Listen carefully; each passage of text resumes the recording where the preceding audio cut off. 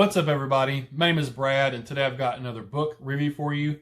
And today I'm talking about The Most Dangerous Animal of All, Searching for My Father and Finding the Zodiac Killer. This is written by Gary L. Stewart and Susan Mufasa. I listened to this on audiobook. I checked it out through my library app. And Gary L. Stewart, the author, he's also the narrator for the book. I want to go ahead and read the synopsis real quick and then give you my thoughts and opinions about the book itself. Soon after his birth mother contacted him for the first time at the age of 39, adoptee Gary L. Stewart decided to search for his biological father. His quest would lead him to a horrifying truth and force him to reconsider everything he thought he knew about himself and his world. Written with award-winning author and journalist Susan Mustafa, The Most Dangerous Animal of All tells the story of Stewart's decade-long hunt. While combing through government records and news reports and tracking down relatives and friends, Stewart turns up a host of clues, including forensic evidence that conclusively identifies his father as a Zodiac killer, one of the most notorious and elusive serial killers in history. And it goes on to talk about, sort of the Zodiac killer himself. This is one of the main problems I have with the book, is that the synopsis is misleading. It specifically says that they conclusively identify that the author's father was the Zodiac killer, and that's just not true.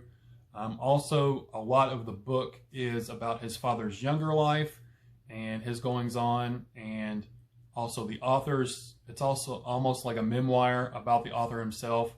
So a lot of it doesn't even have to do with the Zodiac killings at all.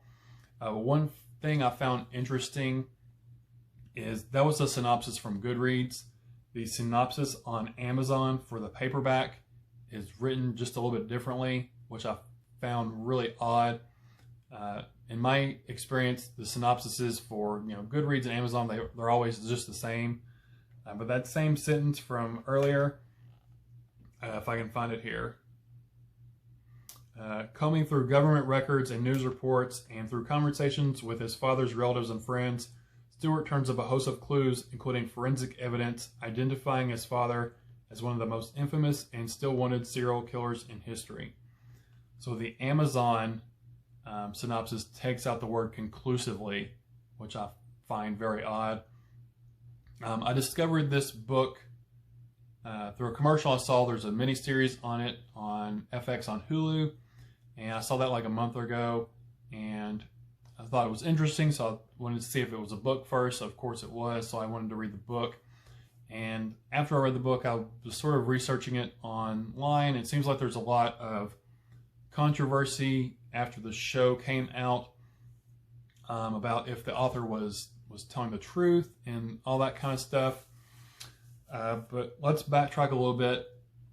Like I said, this is written by Gary L. Stewart, and his father was Earl Van Best Jr. And in finding that out and doing research, the author Gary has come to the conclusion, in his opinion, that his father was the Zodiac killer. And at best, it's all speculative evidence. Definitely nothing conclusive at all. In the least bit, which, like I said, the synopsis is misleading in that way. I have a few issues with the book. The first issue is, like I said, it's misleading from the synopsis from the get-go, but the way it was written, it's written more as a fictional novel than a true crime book, especially at the beginning when the author is recounting his father's life, his younger life before, like in the 60s and so, before Gary was even born. And it switches from like an omnipresent narrator to like POV, first person narration, which is very weird. There was a lot of dialogue from his father's point of view that no one could have known that was a true dialogue. He would say how his father was feeling, what he was looking at, what his thoughts were, through different scenarios. There was one where I think it was when he was going to abandon the child, and he was like, oh, he was caught by the beautiful church across the street and stared at it, and there was a lot of speculative stuff like that that wasn't based on fact and felt more like filler, trying to make this more of a novel than a true crime, fact-based book, which was very odd, and that really threw me off. Also, like I said, a lot of it is memoir about Gary. A lot of it has to do with him growing up and him searching for his identity, never knowing, him being adopted, not knowing who his true parents were and what his real name was and that kind of stuff. And that was well and good, but that was not why I wanted to read this book. I didn't want to read a memoir about this author. I wanted to learn more about the Zodiac. And there is the Zodiac killings in here, but really that's a small part of the book compared to everything else. The majority of it is Earl Van Best Jr., his life, leading up to, his younger life, living with his parents, and then going to high school, and being married and divorced, and married and divorced, and so on and so on. Meeting Gary's mother and stuff like that. Stuff that really didn't have anything to do with the Zodiac killer. I guess the authors were trying to build up like a profile to show, him being a good representative for being the Zodiac killer. But like I said, there was a lot of filler and a lot of stuff that, while interesting, it talks about Earl Van Best Jr.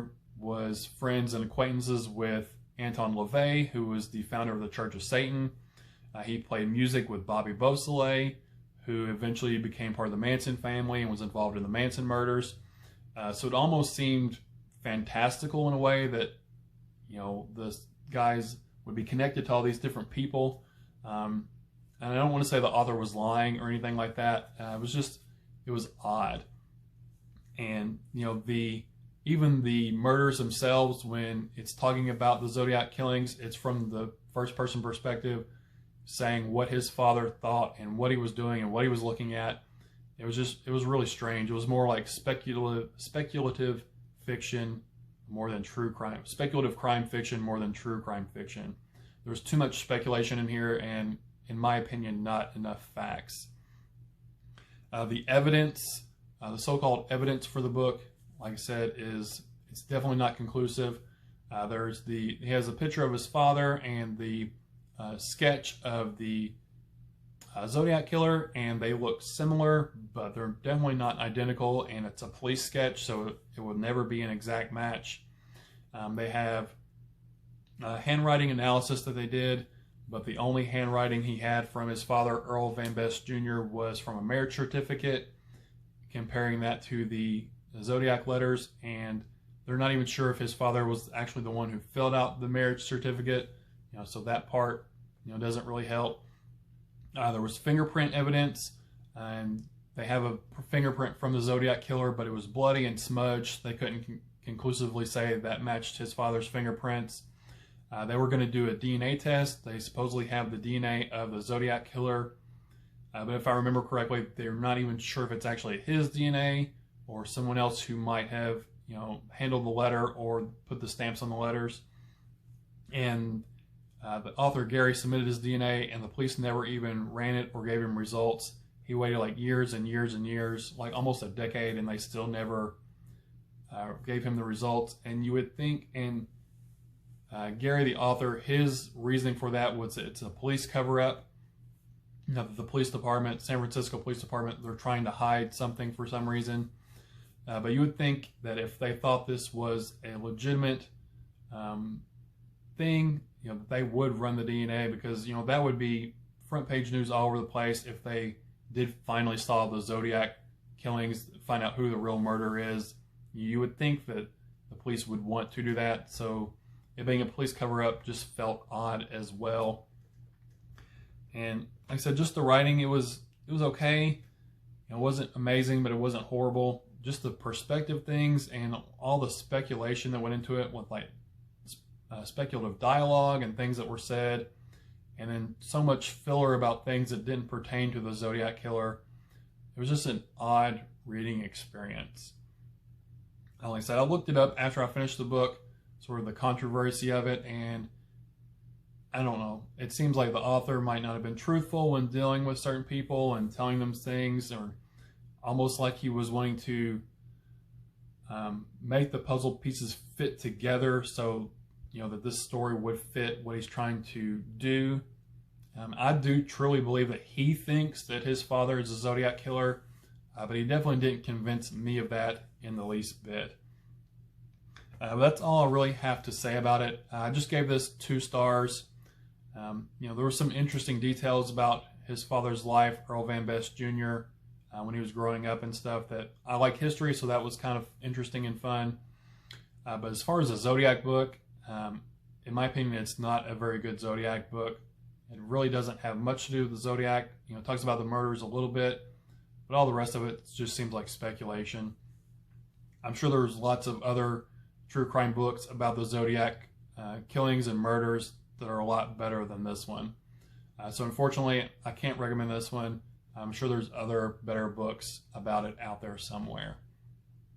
But yeah, this has been my review, The Most Dangerous Animal of All, Searching for My Father and Finding the Zodiac Killer, written by Gary L. Stewart, who believes his father, Earl Van Best Jr., was a Zodiac killer, along with his collaborator, Susan Mustafa.